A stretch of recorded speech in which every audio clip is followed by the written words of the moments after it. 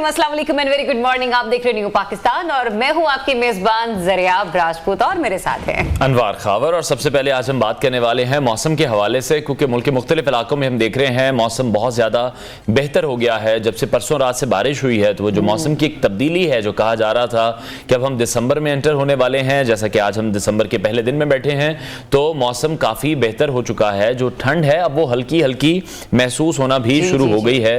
मुल्क के मुख्तलिफ हिस्सों में बारिश भी हुई है, बर्फबारी भी हुई है, जो पहाड़ी इलाके मौजूद हैं पाकिस्तान में, तो उस वजह से जो मौसम है वो काफी बेहतर हो चुका है। बिल्कुल। और ऐसे में लाहौर का मौसम भी आज हमें बड़ा बेहतरीन नजर आ रहा है, काफी प्लेजेंट सा है, स्मॉग हमें नजर नहीं आई और एक अच्छा सा खुशगवार सा एक जो इम्पैक्ट है ना वो आज चेहरों पर महसूस हुआ है। वैसे भी जुम्मा मुबारक है, वी जस्ट होप कि आज के बाद अब जब ये हफ्ता और इतवार आएगा तो वीकेंड आपका शानदार गुजरे और वो लोग जो कि पहाड़ी इलाकों में रहने वाले हैं डेफिनेटली वो इस वीकेंड पर बर्फबारी बहुत इंजॉय करने वाले हैं। लेकिन ऐसे में आपने अपना ख्याल बहुत रखना है, एहतियात करनी है, क्योंकि मौसम अभी आगे चलकर मजीद सर्द होगा। तो अभी से थोड़ी सी एहतियात करें ताकि आगे चलकर आपको मजीद परेशानी का सामना ना करना पड़े। बिल्कुल, इस पर हम मजीद भी बात करेंगे। अभी शामिल करते हैं टॉप स्टोरीज। सियासत के शोबाज कौन, बुशरा बीबी और लतीफ खोसा की ऑडियो लीक। मौसमियाती तबाहकारियां, पाकिस्तान को $350 अरब की जरूरत। लाहौरियों के साथ तारीख का सबसे बड़ा माली फ्रॉड। कौमी टीम का नया इम्तिहान, दौरा ऑस्ट्रेलिया शुरू। और सबसे पहले हम बात करेंगे पाकिस्तान पीपल्स पार्टी के यौम तासीस के हवाले से, जो कि कोयटा में जलसा मुनक्किद किया गया। बिलावल भुट्टो जरदारी ने इस मौके पर जलसे से खिताब करते हुए कहा, एक बार फिर से वही बातें उन्होंने रिपीट की हैं कि मुल्क का जो 70% हिस्सा है वो हमारे नौजवानों पर मुश्तमिल है। मैं भी नौजवान हूँ और वो ये कह रहे हैं कि मैं नौजवान बनकर इन तमाम नौजवानों की नुमाइंदगी करना चाहता हूँ। और साथ ही साथ तनकीद भी उन्होंने की है कि अब इनकी नुमाइंदगी कोई खिलाड़ी नहीं करेगा बल्कि मैं खुद नुमाइंदगी करूँगा। और बारहा हमने देखा, वो पहले भी यही कह चुके हैं कि वजीर आजम की कुर्सी पर वो अपने आप को देखना चाहते हैं, उनकी पार्टी उनको देखना चाहती है। और इस हवाले से काफ़ी वो वोकल भी बार बार हमें दिखाई दे रहे हैं और ये भी कह रहे हैं कि चार्ट ऑफ इकोनॉमी की लोग बात कर रहे हैं, लेकिन पीपल्स पार्टी ही है जो कि चार्ट ऑफ इकोनॉमी लेकर आएगी और एक नया मिसाके जमहूरियत भी किया जाएगा। बिल्कुल ऐसा ही है। और जहां पर हम ये देख रहे हैं कि पीपल्स पार्टी हमें खासी मुतहरिक नजर आ रही है आने वाले आम इंतखाबात को लेकर, वहीं पर हम ये देख रहे हैं कि साबिक वज़ीर आज़म नवाज शरीफ साहब एक बार फिर से वज़ीर आज़म बनने के लिए पड़ तोलते हुए हमें नजर आ रहे हैं। और उन्होंने इस्लामाबाद की एहतसाब अदालत में अपना जवाब जमा करवाया है, जिसमें यह कहा कि कोई दस्तावेज मौजूद नहीं कि नवाज शरीफ ने तोशा खाना से कोई गाड़ी जो है मांगी हो। अब नवाज शरीफ की तरफ से गाड़ी लेने का कोई मुतालबा भी नहीं किया गया था।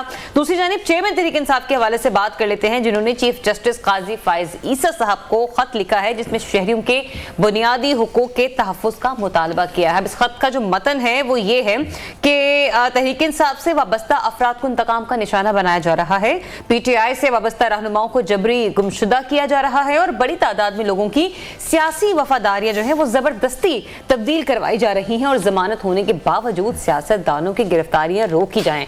अब चेयरमैन तहरीक इंसाफ खुद तो जेल में हैं, हम ये देख रहे हैं, और बाकायदा तौर पर पार्टी की सरबराही उनके हाथ से निकल चुकी है। लेकिन ऐसे में बैरिस्टर गौहर पीटीआई के नए चेयरमैन हैं और अब देखना यह है कि पार्टी को इख्तलाफात से वो बाहर कैसे निकालते हैं, क्योंकि हमने ये देखा है कि इख्तलाफात का जो सिलसिला है वो शुरू हो चुका है। टेलीफोनिक कॉन्वर्सेशन सामने आई है जिसमें हम देख रहे हैं कि बुशरा बीबी और वकील लतीफ खोसा के दरमियान जो टेलीफोन कॉल है वो लीक हुई है, जिसमें बुशरा बीबी और लतीफ खोसा बात करते दिखाई दे रहे हैं और दोनों ही पाकिस्तान तहरीक इंसाफ के चेयरमैन की जो बहनें हैं उनसे अपने इख्तलाफात का खुलकर इजहार कर रहे हैं। कल भी हमने ये बात की थी कि क़यादत की गैर मौजूदगी में पाकिस्तान तहरीक इंसाफ हमें बहुत ज़्यादा डिवाइड इस वक्त नज़र आ रही है। और जब से हम देख रहे हैं कि पाकिस्तान तहरीक इंसाफ के चेयरमैन के लिए बैरिस्टर गौहर साहब को नामजद किया गया है, तो विद इन द पार्टी और पार्टी से बाहर भी काफ़ी तनकीद की जा रही है कि बहुत से ऐसे लोग मौजूद थे, पुराने लोग मौजूद थे, उनका नाम क्यों नहीं इस हवाले से लिया गया तो बुशरा बीबी ने भी केस पर बातचीत के दौरान ये कहा कि चेयरमैन पीटीआई की बहनों की मौजूदगी के बायस हमें वहां पर काफ़ी मसला पड़ गया था। तो मामला किस तरफ जा रहे हैं, इसी तमाम सूरत पर हम बात करेंगे। सीनियर तजियाकार आमिर हाशिम खाकवानी साहब ने हमें ज्वाइन किया। आमिर साहब, बहुत शुक्रिया आपके वक्त के लिए। सबसे पहले बिलावल भुट्टो की स्टेटमेंट के हवाले से मैं आपसे बात करना चाहूंगा। बड़ी ज़बरदस्त सियासी मूव उनकी लग रही है, उसी फॉर्मूले पर वो चलते दिखाई दे रहे हैं जहां पाकिस्तान तहरीक इंसाफ के चेयरमैन थे, नौजवानों को मुखातिब करते थे, नौजवानों की ही बात करते थे। खुद वो नौजवान नहीं थे लेकिन नौजवान उनके साथ बहुत ज्यादा थे। तो बिलावल भी अब उसी रास्ते पर नजर आ रहे हैं आपको? जी बिल्कुल, आपने ठीक कहा। बिलावल भुट्टो की कोशिश यही है। वैसे तो सिर्फ बिलावल भुट्टो की नहीं, पीएमएलएन में मरियम नवाज साहबा ने भी काफी कोशिश की। आपने देखा होगा कि भाई माजी में वो भी ऐसा करती रही है। उनको असल में यूथ वोट बैंक एक बहुत बड़ा वोट बैंक है। यूथ, आपको पता है, उनका टर्न आउट उनका बहुत अच्छा होता है। लोग जाते हैं, लड़के जाके अपना वोट कास्ट करते हैं और 18 साल उम्र के बाद तो एक बड़ी तादाद बन गई है ना, कई करोड़ वोटर हैं। तो हर एक की कोशिश है कि यूथ वोट बैंक को अपनी तरफ मुतवज्जे किया जाए और साथ मिलाया जाए। लेकिन अब उसमें जो अहम फैक्टर है ना, मेरे ख्याल में मुझे ये बात जो समझ आती है कि बिलावल भुट्टो को सिर्फ एज की वजह से अट्रैक्शन नहीं मिल सकती, क्योंकि हमने देखा है कि चेयरमैन पीटीआई के तो एज का कोई इशू नहीं था। और वो और रही बात उनकी खिलाड़ी होने की, तो 92 का वर्ल्ड कप में आखिरी उनका टूर्नामेंट था। 92 का वर्ल्ड कप आप देख रहे हैं, यानी कितना साल, 31 साल पहले की बात है। और वो जो बहुत बड़ी यूथ जो है ऐसी जो 92 के बाद पैदा हुए हैं, एक वोटर में खाली वो भी करोड़ों में होंगे जिन्होंने कभी उनको खेलते देखा ही नहीं है। तो बात ये है कि नौजवानों को अट्रैक्ट करने के लिए आपको ऐसा प्रोग्राम देने की जरूरत है जिसमें नौजवान मुतवज्जे हों। और ये भी समझने की जरूरत है, सिर्फ ये नहीं कि आप यूथ के लिए कोई यूथ कार्ड या इस तरह की चीज करें। आपको ओवरऑल देखिए, जो भी एक नौजवान होते हैं ना, नई नस्ल होती है, उनमें एक रोमांस होता है, तब्दीली की ख्वाहिश होती है, सिस्टम को बदलने की कोशिश होती है, ख्वाहिश होती है। वो चाहते हैं पुलिस निजाम बदला जाए, थाने कचहरी का जो एक रवायती निजाम बदला जाए, करप्शन कम हो, एहतसाब हो मुल्क में, और चीजें बेहतर हो, इकोनॉमी बेहतर हो। लेकिन आमिर साहब, ये एहतसाब कैसे मुमकिन हो पाएगा, करप्शन कैसे खत्म होगी? क्योंकि हम ये देख रहे हैं कि बड़ी तेजी से उभरते हुए पार्टी पाकिस्तान मुस्लिम लीग नून, जिसकी मंशूर कमेटी के सरबराह की तरफ से स्टेटमेंट सामने आ रही है कि जो आने वाला सियासी मंशूर होगा उसमें नैब को खत्म करने का इंदिया दिया गया है, बजाय इसके कि नैब को ठीक किया जाए, रिफॉर्म्स बेहतरी की तरफ जाए। वो तो हमने देखा कि नैब में जो तरामीम लाई गई वो तो ऐसी थी कि जैसे आप अपने आप को कोई तोहफा दे रहे हैं सियासी तौर पर या फिर पार्लियामेंट के अंदर जाकर। लेकिन ये जो मंशूर कमेटी कह रही है, इंदिया दे रही है कि नैब को खत्म कर दिया जाएगा, इसको आप कैसे देख रहे हैं? जी, आप बिल्कुल ठीक कह रहे हैं। नैब को खत्म करने की मतलब प्रैक्टिकली बात तो पीएमएलएन ने करे, पार्टी वालों को भी नैब से या किसी भी एहतसाब के सिस्टम को बेहतर बनाने में इनमें किसी को दिलचस्पी नहीं है। और उससे भी बढ़ के आप देखें, ये लोग करप्शन के खिलाफ बात भी नहीं करते, यानी बात करना भी छोड़ दी है। पीडीएम की तमाम जमातों ने या हुकूमतों ने, एक होता है ना कि चलो एक सिर्फ खाली खोल अब दावा करते हैं, नारे लगाते हैं कि करप्शन, वो करप्शन को या करप्ट, देखिए इसमें कुछ शक नहीं, मुल्क में करप्शन है, करप्शन का रेशो बहुत ज्यादा है। हमारे जिस पर हम जवाल पजीर हो चुके हैं ना, बहुत ज्यादा जवाल में चले गए, डिक्लाइन आया है बहुत ज्यादा, हर चीज में आया है। और हर आम आदमी जिसका वास्ता पड़ता है अस्पताल से, कभी थाने से, कभी और भी किसी भी सरकारी महकमे से, तो आपको उसे जैसे ही आप बाहर निकलते हैं, किसी काम अपना कराने जाते हैं आप, और या कोई कारोबार करते हैं, आपको जगह जगह पे पता लगता है करप्शन से आपको वास्ता है। लोग आगे पैसे मांगते हैं और रुकावटें डालते हैं। तो यानी हर बंदा ये समझता है कि करप्शन हमारा एक बहुत बड़ा इशू है, नंबर 1 मसला, बल्कि मेरे हिसाब से तो है। लेकिन ये लोग आप देखेंगे उनके खिलाफ बात ही नहीं करते। मतलब एक है ना कि तुम जबानी कलामी बात तो करें ना, जबानी कलामी बात अगर बात करेंगे तो फिर सियासत कैसे करेंगे? केसेस खुलेंगे और फिर गिरफ्तारियां होंगी, यूथ पे अट्रैक्ट नहीं होगा। ठीक है। अच्छा, पाकिस्तान तहरीक इंसाफ के चेयरमैन के हवाले से मैं जानना चाहूंगा कि जब से हम देख रहे हैं क़यादत पाबंद सलासल है, उसके बाद से पार्टी हमें काफी बिखरी भी दिखाई दे रही है। बहुत से सियासी रहनुमा हैं जो छोड़कर जा चुके हैं, सियासत से किनारा कश हो गए हैं, कुछ दूसरी पार्टीज में मौजूद हैं, खामोश दिखाई दे रहे हैं। अभी जो डिसीजन लिया गया बैरिस्टर गौहर के हिसाब से, आप उस फैसले को किस तरह से देखते हैं? कुछ लोग अप्रिशिएट कर रहे हैं कि खानदानी सियासत में नहीं गए पाकिस्तान तहरीक इंसाफ चेयरमैन, कुछ लोग कह रहे हैं कि हामिद खान जैसे पुराने लोग मौजूद थे पार्टी से, जो वफादार भी हैं, जिन पर कोई केसेस भी नहीं है, उनको मौका क्यों नहीं दिया गया? तो ये जो तैनाती है ये लोगों को उस्मान बुज़दार की तर्ज पर ही नजर आ रही है। देखिए, वैसे प्रैक्टिकली तो एक यानी बिटर रियलिटी तो यही है कि वही बात है, नॉमिनेशन है।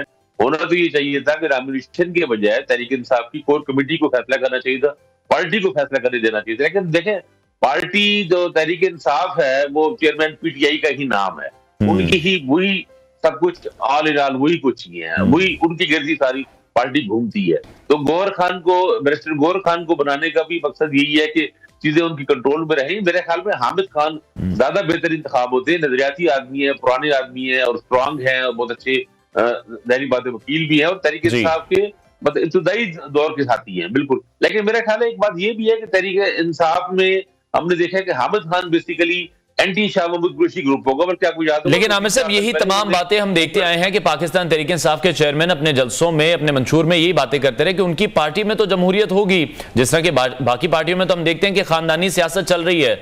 स्टेटस को के खिलाफ वो बात करते थे, लेकिन फिर उसी पर वही अमल पैरा हैं, उन्होंने भी वही काम किया है। बस एक लिहाज से तो वो है, वही बात ये है, लेकिन बहरहाल ये एक लिहाज से अप्रिशिएट करने बात है कि उन्होंने अपनी हमशीरा या एहलिया या किसी को नामजदगी की, हालांकि ये भी कहा जाता रहा है, आपने देखा होगा ना कि लोगों का खासा दबाव था कि इमरान खान अपनी हमशीरा को, अलीमा खान को बना देगा। लेकिन आपने देखा कि कल जो ऑडियो लीक आई है आमिर साहब, उसमें हमशीरा और उनकी बेगम के हवाले से गुफ्तगू जो है वो सुनने को मिली। लतीफ खोसा साहब से गुफ्तगू चल रही थी बुशरा बीबी की, और हम कुछ मुझे ये भी बताइएगा कि पैनामा लीक्स हमने देखा कि वो हुई और खत्म होगी, डॉल लीक शुरू हुई वो खत्म हो गई, लेकिन ये ऑडियो लीक्स का सिलसिला मजाल का नाम ले ले। देखिए ये तो वैसे बड़ा अफसोसनाक है, ऑडियो लीक सर, इस पे इन्वेस्टिगेट करना चाहिए। और मेरा ख्याल है सुप्रीम कोर्ट का जो एक कमीशन बनाया गया था जस्टिस काजी फाइज ईसा की क़यादत में, जिसको बाद में रोक दिया गया था बंदियाल साहब ने, साबिक चीफ जस्टिस ने, तो उसको इस तरह के कमीशन को इन्वेस्टिगेट करना चाहिए मामला। ये भी आना चाहिए कि ऑडियो लीक्स करा कौन रहा है और इसके मसले क्या है। लेकिन मैं ये जरूर कहना चाहूंगा कि बड़ी हैरत होती है बुशरा बीबी पर भी, उनको पता है कि आजकल चीजें किस तरह चल रही है और फोन कॉल्स टेप हो जाती है, तो फोन पे ऐसी गुफ्तगू मतलब मेरी समझ से बालातर है कि लतीफ खोसा साहब से, वकील से अपने पर्सनल मैटर्स आप डिस्कस कर रहे हैं फोन पे आज के दौर में, जबकि पहले भी उनकी ऑडियो लीक्स आ चुकी हैं। आपको पता है बुखारी की ऑडियो लीक आ चुकी है और भी आ चुकी है और अच्छी खासी एम्बैरेसमेंट। फिर ये मैसेज कन्वे किया जा रहा है, कोई ऑडियो लीक्स करवा के कोई मैसेज कन्वे किया जा रहा है। वेरी बात, असल में देखें सारा मैसेज तो मकसद तो यही है कि भारत एक तरह से हदफ तो है ना, चेयरमैन पीटीआई भी और पीटीआई भी, उनके लिए एम्बैरेस करना और उनके लिए मसले पैदा हो रहे हैं। हमारी सियासत में बहुत अनफॉर्चुनेट बात है, होना ही चाहिए। अब इलेक्शन की तरफ मामला जाना चाहिए, पॉलिटिकल एक्टिविटीज हो, ऑडियो लीक से निकल के अब वोटर लीक की तरफ आए, वोटर क्या करें। मेरा ख्याल है हमें अब कनेक्ट होना चाहिए वोटर के साथ और सियासी सरगर्मियां शुरू होनी चाहिए और वोटर को ही डिसाइड करने दें कि कौन आता है कौन नहीं आता। यही पाकिस्तान के लिए, हम सब के लिए यही बेहतर होगा। हमें इसकी बात ही करना चाहिए क्योंकि ये जमहूरियत की रूह है और हम एक पाकिस्तान एक जमहूरी मुल्क है, तो मेरे ख्याल है वोटर की तरफ अब हमें देखने का रास्ता निकालना चाहिए। अच्छा सब एक जरा ये भी बताइएगा, भी हम लोग जो ऑडियो लीक्स के हवाले से बात कर रहे थे, ये आजकल हमने देखा कि पाकिस्तान पीपल्स पार्टी की भी कोई ऑडियो सामने नहीं आ रही, कोई पाकिस्तान मुस्लिम नून के हवाले से भी नहीं आ रही, आ नहीं रही या लाई नहीं जा रही या वाकई सिरे से रिकॉर्ड नहीं हो रही, कहीं हाथ हौला है थोड़ा सा। देखें बस इसमें तो कोई शक ही नहीं ना कि लाई नहीं जा रही, तो ऑडियो लीक्स तो हर एक की पड़ी होंगी, फाइलें बनती है, हमारे यहाँ तो यही चलता है ना। अभी आप देख रहे ना चेयरमैन पीटीआई की 2010-11 की भी ऑडियो लीक आई थी और वो बहुत ही यानी वो सही थी, दुरुस्त थी, गलत थी, बहुत ही गलती और बहुत ही यानी इस तरह की 12-13 साल पुरानी बातें भी तो किसी ने संभाल के रखी होगी ना। तो हमारे यहाँ ये फाइल कीपिंग चलती है, अनफॉर्चुनेट है। मेरा ख्याल है ऐसा नहीं होना चाहिए और हमारी अदालतों को और हम सब लोगों को इस पे बात करनी चाहिए कि ये गैर कानूनी है और हम जब ज़ाहिर कानून की अमलदारी की, कानून की हुक्मरानी की बात करते हैं तो ऐसा होना नहीं चाहिए।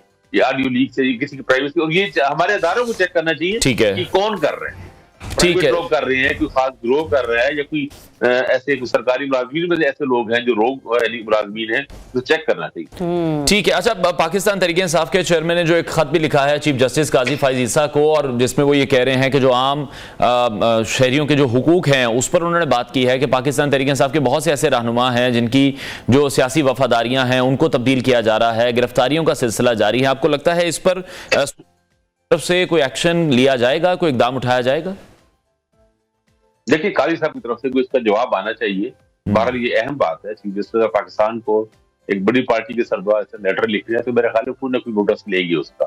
अब इनको ज़ाहिर एविडेंसेस भी फराहम करनी पड़ेगी चेयरमैन पीटीआई को, लेकिन बहरहाल एक अहम बात है, एक बड़ी पार्टी के सरबराह चीफ जस्टिस ऑफ पाकिस्तान से, और जो कंप्लेंट कर रहे हैं वो भी अहम है। तो ये मामला संगीन तो है, तो इंतजार करना चाहिए मेरा ख्याल है अगले 2-3 दिनों में शायद कोई जवाब आए उनकी तरफ से, या नोटिस ले, या जो भी, या कोई मुमकिन है ऑफिशियल भी पिटीशन करेंगे पीटीआई के लोग।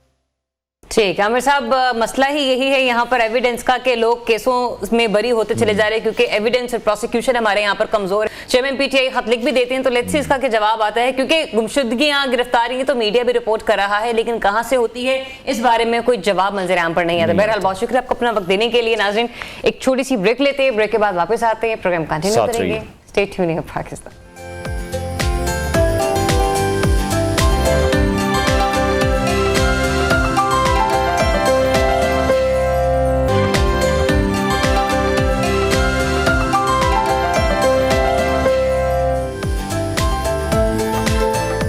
Welcome back to new Pakistan जनाब। और ब्रेक के बाद बात कर रहे थे पाकिस्तान तहरीक इंसाफ के इंट्रा पार्टी इलेक्शन के हवाले से कि जिस पर बहुत से लोग इस वक्त सवालिया निशान लगा रहे हैं, यहाँ तक कि उनकी अपनी पार्टी के जो सीनियर मेंबर्स हैं वो भी ये कह रहे हैं कि ये फैसला दुरुस्त नहीं है, और अगर ऐसे ही होगा तो स्टेटस को का खात्मा कैसे होगा। और फिर न सिर्फ उन्होंने अपने तहफ़्फ़ुज़ात का इजहार अपने सोशल मीडिया अकाउंट्स के जरिए किया या मीडिया टॉक्स के जरिए किया, बल्कि इलेक्शन कमीशन के हवाले से भी उन्होंने इस बात को ज़ेर गौर समझा कि इंट्रा पार्टी इलेक्शन में आज़ाद मुबस्सरीन इलेक्शन कमीशन मुकर्रर करे। मतलब ये कि एक तरीके से कि वो सिर्फ अपनी स्टेटमेंट नहीं दे रहे हैं बल्कि इलेक्शन कमीशन तक अपना मैसेज कन्वे करने की कोशिश करें कि आप इस मामले पर नोटिस लें। बिल्कुल, बानी रहनुमा पाकिस्तान तहरीक इंसाफ अकबर एस बाबर साहब की ये स्टेटमेंट है जो हम आपके साथ शेयर कर रहे हैं। और वो ये कह रहे हैं कि ये इलेक्शन नहीं है बल्कि ये सरासर सिलेक्शन है। और वो ये कह रहे हैं कि इलेक्शन कमीशन के जो मुबस्सरीन हैं उनकी निगरानी में शफाफ और आज़ादाना इलेक्शन होने चाहिए, क्योंकि बहुत से लोगों की जानिब से ये पॉइंट भी रेज किया गया है कि बहुत सी सीनियर क़यादत पाकिस्तान तहरीक इंसाफ में मौजूद थी, जो पार्टी की कोर कमेटी है उसको ये फैसला करना चाहिए था। पाकिस्तान तहरीक इंसाफ के चेयरमैन की तरफ से जो नामजदगी सामने आई है, बहुत से लोगों को विद इन द पार्टी और आउटसाइड द पार्टी हम देख रहे हैं जो दूसरी सियासी जमातें हैं वो भी इस पर पाकिस्तान तहरीक इंसाफ को तनकीद का निशाना बनाते दिखाई दे रहे हैं कि जिस स्टेटस को की, जिस जमहूरियत की पीटीआई चेयरमैन बात किया करते थे वो अपनी पार्टी में ही उसको इंप्लीमेंट नहीं कर सके हैं। और किस चीज़ का खौफ है पीटीआई चेयरमैन को कि वो जो पार्टी की बागडोर है वो किसी ऐसे इंसान के हाथ में नहीं देना चाहते अगर उनको किसी पर भी कोई भी रिजर्वेशंस भी हैं। तो इंट्रा पार्टी इलेक्शन के शेड्यूल का भी ऐलान जो है वो नहीं हुआ है। पाकिस्तान तहरीक इंसाफ को अगर बल्ले का निशान अपने पास रखना है तो ये जो इंट्रा पार्टी इलेक्शन है ये जल्द से जल्द उन्हें कराने हैं, क्योंकि इलेक्शन कमीशन की तरफ से एक बड़ा कम वक्त है जो कि पीटीआई को दिया गया। साबिक election former election secretary election commission Qamar Dilshad साहब से बात कर रहे थे जो कि कल काफी गुस्से में थे। हाँ। बिल्कुल। और उन्होंने वाज़ेह तौर पर कहा कि ये कोई पहली प्रैक्टिस नहीं है कि कोई एक सियासी जमात ऐसा कर रही है। हमने माजी में भी बहुत सी सियासी जमातों से मुतालिक इस किस्म की इनिशिएटिव लिए हैं, अपनी बातों को सामने लेकर आए हैं मंजर यहाँ पर कि ये जमहूरी रवैया नहीं है, आपको जमहूरी अंदाज में इंट्रा पार्टी इलेक्शन जो है वो ऑर्गेनाइज करवाने होंगे। लेकिन अनफॉर्चुनेटली हमारे यहाँ सियासी पार्टियों की जो रविश है वो यही रही है कि वो नाकाम ही रहा। बिल्कुल ऐसा ही है। दूसरी जमातों की भी बात करें, पाकिस्तान मुस्लिम लीग नून की बात करें, पाकिस्तान पीपल्स पार्टी की बात करें, तो वो खानदानी सियासत में उलझे हुए हैं, जिसका इजहार फिर बहुत से ऐसे रहनुमा जो विद इन द पार्टी वहां पर भी कर चुके हैं। यहाँ पर तो हम ये देख रहे हैं कि आम तौर पर हम लोग सास बहू और नंदों के झगड़े देखते हैं, लेकिन अब ये इक्तदार की कुर्सी पर बैठने के लिए भी कहीं ना कहीं हमें जो चेयरमैन पीटीआई है उनकी बेगम, उनकी अहलिया और उनकी हमशीरा के हवाले से जो है वो भी गुफ्तगू मंजर यहाँ पर आ रही है। तो यहाँ पर भी नंद भाभी आपस में तू मैं करते हुए हमें नजर आ रही है कि शायद इसी मामले को या इस हिद्दत को जानते हुए मौजूदा चेयरमैन पीटीआई जो है उन्होंने इस किस्म के कोई फैसले लेना चाहे। हमें ज्वाइन कर रहे हैं रहनुमा पीटीआई, बानी रहनुमा पीटीआई अकबर एस बाबर साहब, उन्हें welcome to the show. Akbar S Babar साहब, फरमाइएगा आप इस डिसीजन को किस तरह से देख रहे हैं जिसमें आप खुद ये कहते हुए हमें नजर आ रहे हैं कि ये सरासर सिलेक्शन है, ये इलेक्शन नहीं है, और दूसरा ये भी कि सर ऐसे माहौल में ये कहना दुरुस्त होगा जब हम ये भी देख रहे हैं कि आपकी पार्टी के जो लोग हैं, जो सीनियर लीडरशिप है, जो उनकी गिरफ्तारियां हो रही हैं, जबरी गुमशुदगी भी हो रही हैं, हो सकता है कि इस खतरे को मद्देनजर रखकर ये फैसला लिया गया हो खान साहब की तरफ से? बिस्मिल्लाहिर्रहमानिर्रहीम। देखिए, ऐसे फैसले जो हैं जहां एक चेयरमैन जो है और वो अगले चेयरमैन को नामजद करते हैं, ये वर्करों पे अदम एतमाद है और ये जमहूरी अमल पे अदम एतमाद है। क्योंकि जब आप वर्करों को जब आप लेवल प्लेइंग फील्ड नहीं दे रहे, जब आप उनको मौके ही नहीं दे रहे कि वो अपनी मर्जी और अपनी सोच के मुताबिक एक बेहतर क़यादत सामने ला सकें, यही तो हमारा अलमिया है। लेकिन जब नेशनल स्टेज पे आप जाते हैं तो आप डिमांड करते हैं कि जी फ्री एंड फेयर इलेक्शंस होने चाहिए, लेवल प्लेइंग फील्ड होनी चाहिए।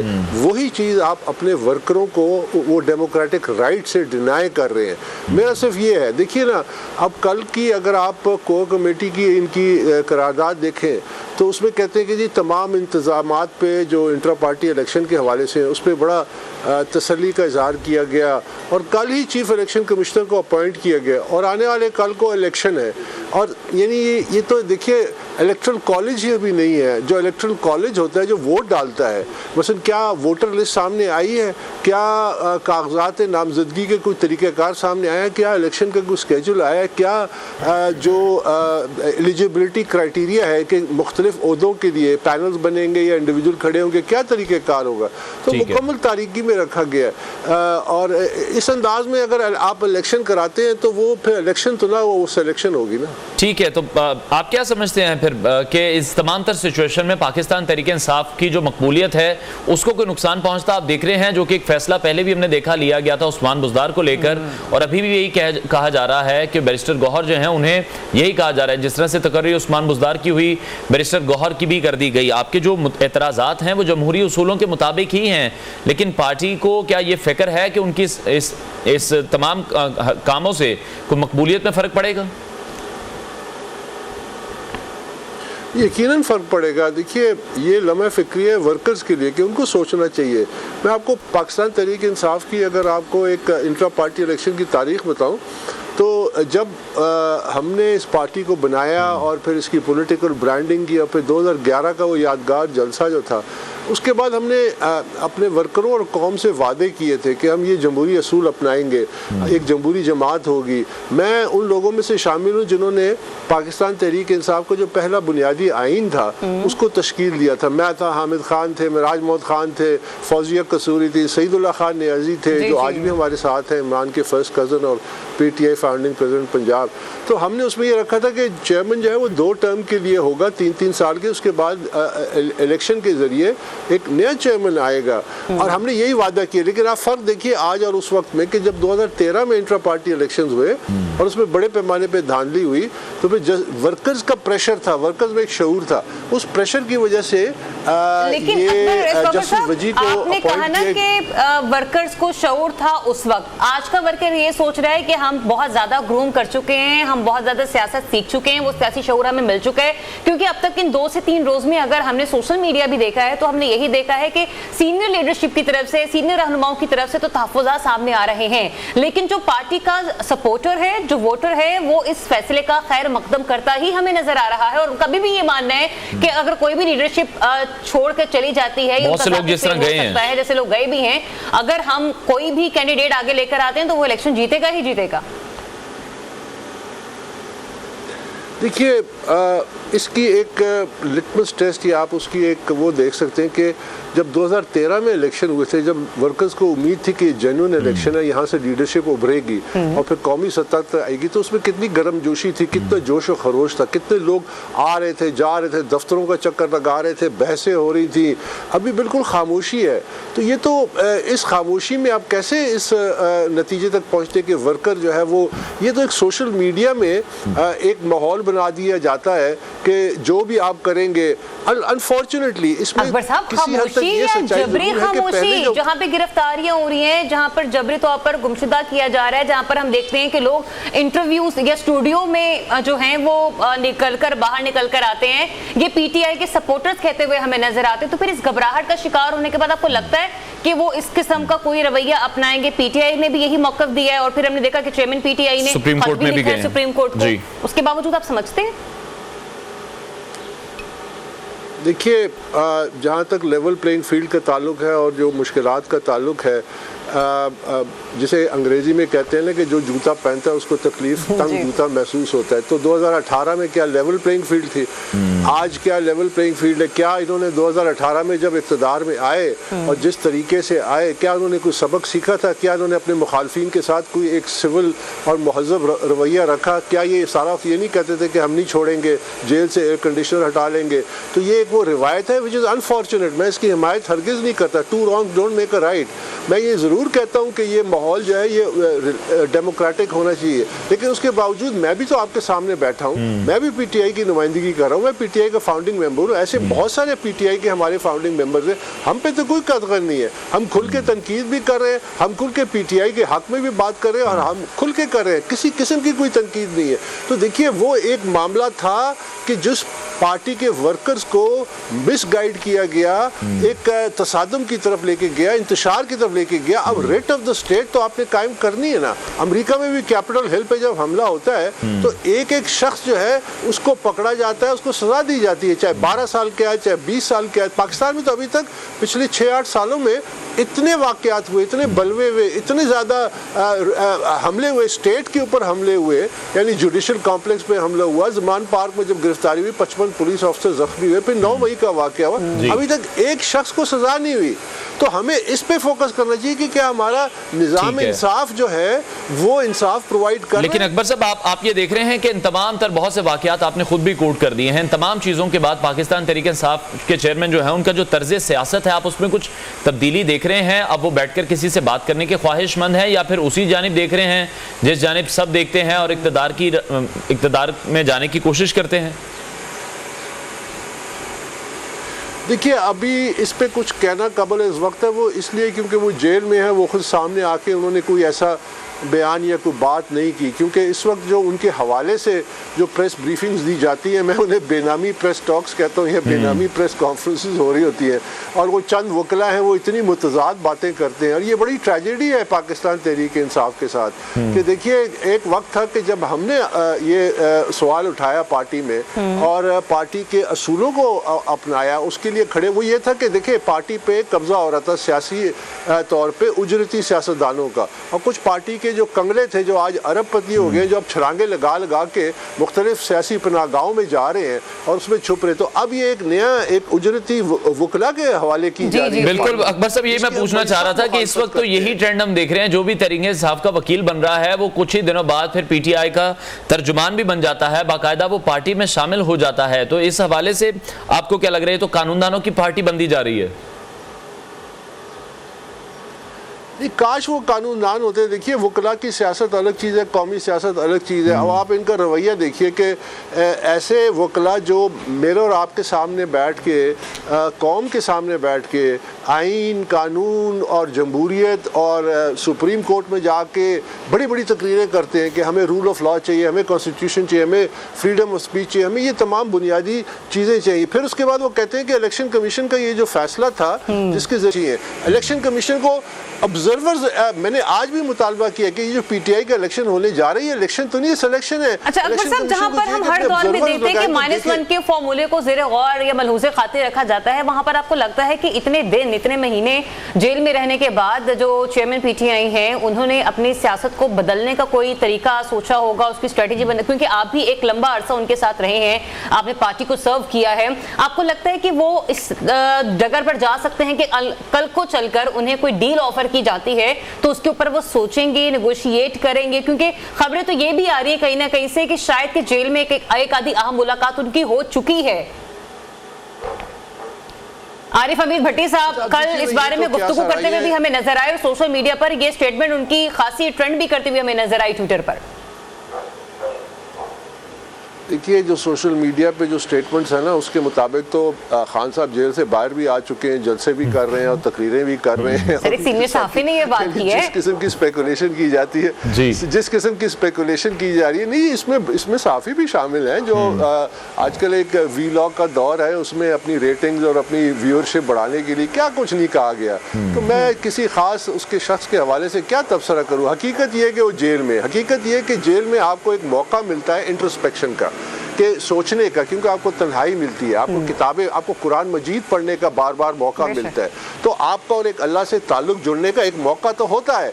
अब उसके ज़रिए आप अपने ज़मीर को झंझोड़ते हैं कि मैंने क्या किया, मैं इस नौबत तक क्यों पहुंचा, मैं कौन था जो इसकी निशानदेही करता था कि इस तबाही के रास्ते में मत जाए। इसमें आपकी भी तबाही है, पार्टी की भी नुकसान है, पाकिस्तान की सियासत को भी नुकसान है, हमारी मईशत को भी नुकसान है, हमारे इदारों को नुकसान है, हमारी जमहूरियत को नुकसान है। देखिए, मैं उन लोगों में से नहीं हूँ जो समझता हूँ कि -1 या -2 का फार्मूला। आप सियासी तौर पर जब तक कोई लोग अवाम में के दिलों में कोई जिंदा है सियासी तौर पर, तो आप उसको माइनस नहीं कर सकते। कमीशन के बाहर खड़े होकर इन तमाम मामलात की निशानदेही करता रहो। ठीक है, बहुत शुक्रिया। बानी रहनुमा PTI अकबर हमारे साथ इन कॉन्वर्सेशन थे। नाजरीन, इस ब्रेक लेते हैं, ब्रेक के बाद आपको दोबारा ज्वाइन करेंगे। Stay tune new Pakistan.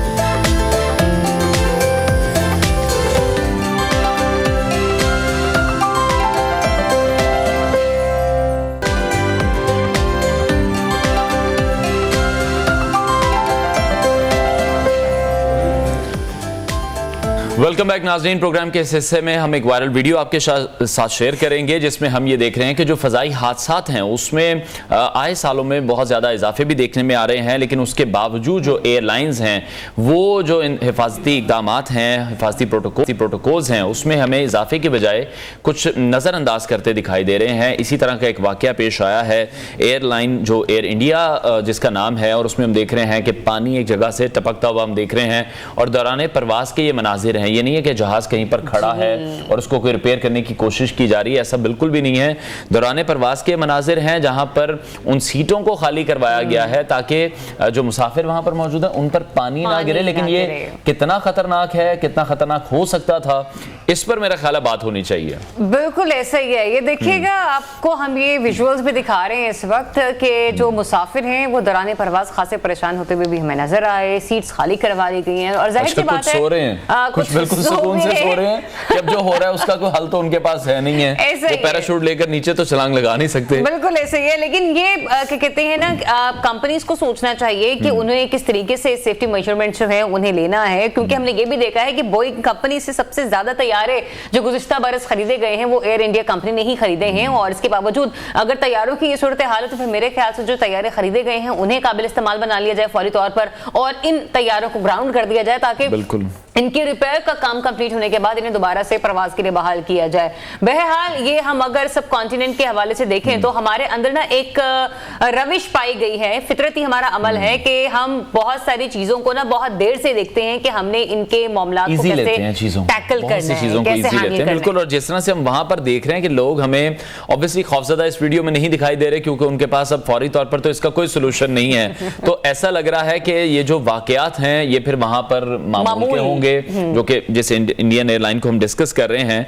और बड़ी ये खौफनाक वैसे वीडियो है। बहुत सी ऐसी वीडियोस पहले भी मंजर आम पर आती रही हैं जब मुसाफिरों की तरफ से डिफरेंट वीडियोस बनाई जाती रही हैं। जब हम वो जेट इंजन की तरफ देखते हैं, उनके फैंस की तरफ देखते हैं, उनमें कहीं में आतिशज़दगी हो रही होती है दौरान प्रवास। अगर आप इस प्रवास के अंदर मौजूद होते रहे, आपकी सीट पे ऊपर से पानी बरस रहा तो आपका रिएक्शन क्या होता? ये वीडियो मैं ही बना रहा होता। तो मेरा ख्याल है यही सबसे ज्यादा फिर उस टाइम पे जरूरी काम है कि वीडियो बन जाए और जैसे ही आप लैंड हो किसी ना किसी को आप ये वीडियो जरूर पहुंचा पर आखिर हुआ क्या था। तो जो प्रूफ्स हैं, जो एविडेंसेस हैं वो जरूर होने चाहिए। किसी भी अल्लाह ना करे कोई भी हादसा कभी भी हो, क्योंकि हम देखते हैं टर्बुलेंस के वाकयात भी होते हैं और भी बहुत से ऐसे इश्यूज हैं जो कि दौरान सफर हमने देखा। बहुत सी वीडियोस सोशल मीडिया पर वायरल हुई तो इस पर लोग बड़ा तनकीद का निशाना बना रहे हैं एयर इंडिया को कि किस तरह के जहाज हैं इनके, किस तरह का इनका स्टाफ है कि उन सीट्स को खाली करवा लिया गया और उसकी रिपेयरिंग पर नहीं शायद फोकस किया गया पहले। एग्जैक्टली। तो अनवार अगर वहां पर सीट पे मौजूद होते तो ये जो वीडियो किसी और ने बनाई है वो शायद अनवार ये मैं बना रहा होता। और फिर उन्होंने उसके अलावा देखिए हल तो कोई भी नहीं है, आप कुछ कर नहीं सकते। बात भी ना करते अनवार, वैसे मैं ये सोच रही हूँ किसी को कहते भी ना बुला के,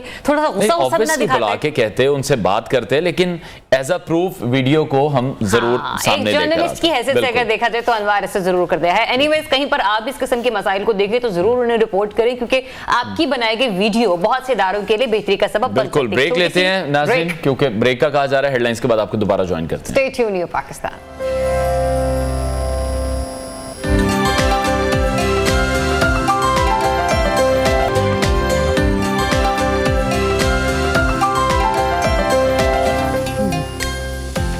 वेलकम बैक नाजरीन, और बात करेंगे लाहौर में पेश आने वाले उस वाक़े के हवाले से जहां हम देख रहे हैं कि 500 के करीब मुतासरीन मौजूद हैं जो कि एक निजी कंपनी के हवाले से बात करते दिखाई दे रहे हैं कि उनके साथ अरबों रुपए का फ्रॉड किया गया है। हम देखते हैं कि हमारे यहाँ माशरे में फ्रॉड का जो सिलसिला है वो तो बहुत पहले से ही जारी है। इस तरह के बहुत से वाक़यात हैं जो कि रिपोर्ट होते आए हैं, लेकिन जो धोखाधड़ी का तरीका है वो अब लोगों का तब्दील हो चुका है, उसमें भी जिद्दत आ चुकी है। बहुत से ऐसे लोग हैं, सादालू लोग हैं जो कि नौकरियाँ करते हैं, सेविंग्स इकट्ठी करते हैं और फिर अपनी उन सेविंग्स को कहीं ना कहीं इन्वेस्ट करने की कोशिश करते हैं कि अगर वहां पर इन्वेस्टमेंट करते हैं तो उनको कोई रिटर्न ऑफ इन्वेस्टमेंट वहां से आना शुरू हो जाता है। तो उसी हवाले से हम देख रहे हैं कि लाहौर में एक बहुत बड़ा फ्रॉड सामने आया है। तकरीबन 500 के करीब मुतासरीन हैं जो कि इल्जाम आयद कर रहे हैं कि एक निजी कंपनी है जिसने उनके साथ फ्रॉड किया है, अरबों रुपए उनके हड़प लिए हैं। ग्रीन टाउन के रहायशी हैं जिन्होंने धोखाधड़ी की दफात के तहत मुकदमा भी दर्ज करवाया है और इस मुकदमे में कहा गया है कि बहुत से उनके दोस्त ऐसे थे जिनको फिर उन्होंने इस ऑफर के हवाले से बताया, अपने अहले मोहल्ला को भी बताया। बहुत से लोगों ने उनके कहने पर इन्वेस्ट किया और उसके बाद उन्हें जो लालच दिया गया था मुनाफे का, वो सिर्फ एक लालच ही साबित हुआ। अब इन लोगों के साथ फ्रॉड हो चुका है। मुतासरीन भी हमारे साथ मौजूद हैं, उनसे भी इस हवाले से हम मजीद बात करेंगे, बात कर लेते हैं। हमें स्टूडियो में ज्वाइन कर रही हैं जो मुतासरा खातून है सादिया मसूद साहब। बहुत शुक्रिया आपके वक्त के लिए, और उनके साथ साथ हमें ज्वाइन कर रहे हैं सरमाकारी एक्सपर्ट जनाब लईक अहमद साहब। सर आपका भी बहुत शुक्रिया। तो पहले जरा मोहतरमा की बात सुन लेते हैं कि मामला हुआ क्या। सादिया साहब आप हमें थोड़ी सी डिटेल बताती हैं कि किस किस्म की इन्वेस्टमेंट के बारे में आपसे बात की गई थी और किस तरह से लोगों को इसके अंदर जो है वो इन्वॉल्व किया जाता रहा है। जी बिल्कुल, क्यों नहीं बताएंगे। जाहिर बातें बताएंगे तो ही तो हमारी बात जो है वो आवाम तक मजीद पहुंचेगी और सबसे ज़्यादा कि आला हुक्मरान तक पहुंचेगी।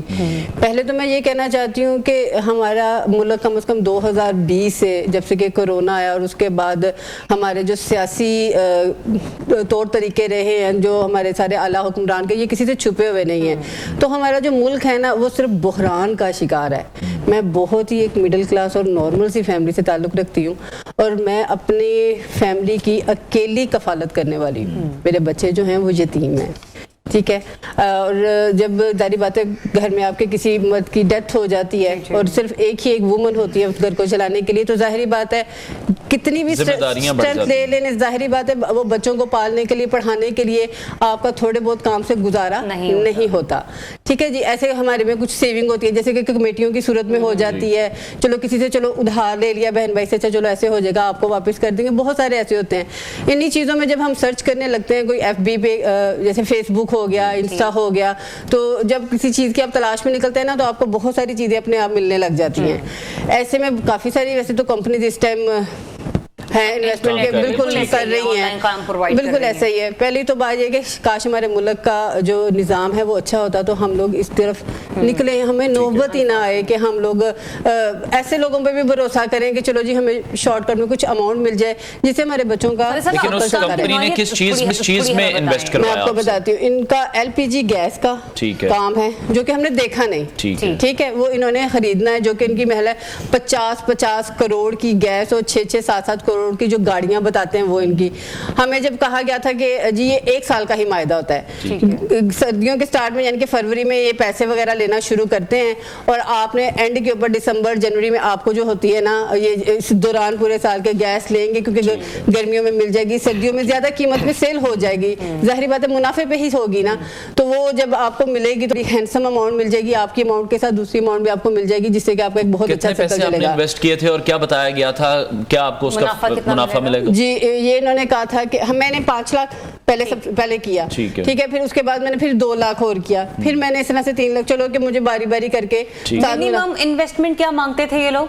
1 लाख और उसके ऊपर प्रॉफिट कितना दे रहे थे? 7,000 पर मंथ। 7,000 से कहते थे कि 14,000 के बीच आपको मिल जाएगा। तो वो वैसे हर महीने की वैसे परसेंटेज सेंड कर दिया करते थे। इस महीने 7,500 आई है, इस महीने 8,000 आई है। एवरेज अगर आपने 1 मिलियन लगाया तो आपको 70,000 या 80,000 के करीब पर मंथ वो भेज रहे हैं। हाँ जी, ठीक है। और कब तक ये सिलसिला चलता रहा? सिलसिला चला नहीं, बस इस हिसाब से कि आपको इस महीनों के हिसाब से आपको साल के एंड में पैसे मिल जाएंगे, जो कि वो सीन हुआ आने से पहले ही वो लोग। लेकिन अब आपको क्या लग रहा है, आपके साथ फ्रॉड किया गया है या उनके कारोबार में उनको लॉस हो गया है? सर मैं जहाँ तक मैं आपको अपना बताऊँ, मैं पर्सनली भी जाती रही हूँ, ठीक है, मैं उन लोगों से पूछती रही हूँ, क्योंकि सर मेरे साथ, मैं खुद एक लेडी हूँ और मेरे साथ ज़्यादातर लेडीज़ ही अटैच थी, ठीक है।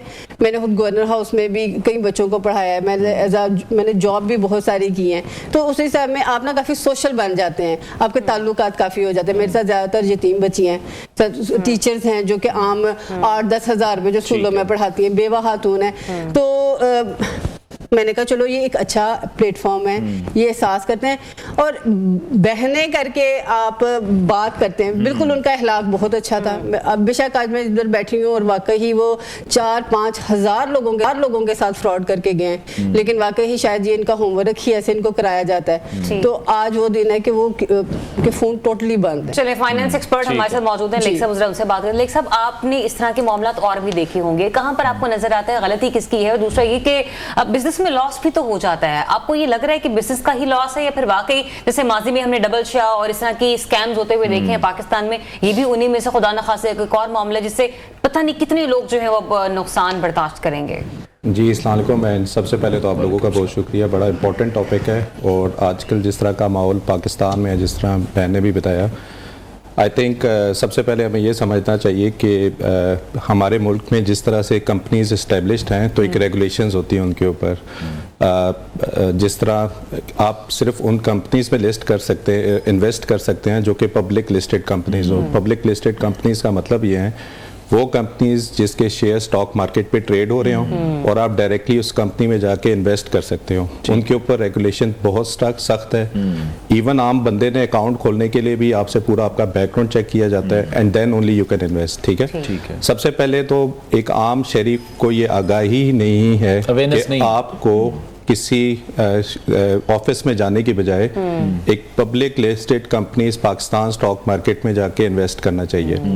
अगर आप डायरेक्टली फाइनेंशियल एजुकेशन नहीं है कि आप इन्वेस्ट कर सकें, तो आपके पास म्यूचुअल फंड के फंड मैनेजर्स हैं जो कि क्वालिफाइड फंड मैनेजर्स होते हैं और वो आपके बिहाफ पे इन्वेस्टमेंट करते हैं, आप उनके पास इन्वेस्ट करें। और ये कोई ढकी छुपी चीज़ नहीं है। बड़े बड़े बैंक्स जो हैं, जिस तरह मिजान बैंक हो गया तो उनका अल मिजान फंड्स है, हबीब बैंक हो गया तो उसका हबीब इन्वेस्टमेंट फंड है। अच्छा, लेक साहब, देयर इज अ क्वेश्चन। जब आप ये कह रहे हैं ना कि पाकिस्तान स्टॉक एक्सचेंज में जाकर इन्वेस्टमेंट करना बड़ा मुनासिब रहेगा, जब हम लोग ये नाम बोलते हैं ना पाकिस्तान स्टॉक एक्सचेंज मार्केट, तो लोगों का मुंह में रवैया ये होता है कि पता नहीं इतना बड़ी चूंकि इदारा है तो ऐसी बात है, आप बहुत बड़े पैमाने पर इन्वेस्टमेंट करनी होगी। थोड़ा सा लोगों को गाइड कीजिए कि आप मिनिमम क्या आपके पास रकम हो तो आप इनिशियल इन्वेस्टमेंट कैसे कर सकते हैं? आप 500 से स्टार्ट कर सकते हैं। अच्छा, ये मिथ ही खराब है। मतलब कि ये समझना कि मुझे लाखों चाहिए टू स्टार्ट विद, इसी पर्पस के लिए तो एक पब्लिक लिस्टेड कंपनी बनाई है जहाँ पे कुछ इंडिविजुअल्स आके किसी कंपनी के अंदर या म्यूचुअल फंड के अंदर तो आप 10 रुपए पे भी इन्वेस्ट कर सकते हैं। हर एक यूनिट का एक नैव होता है,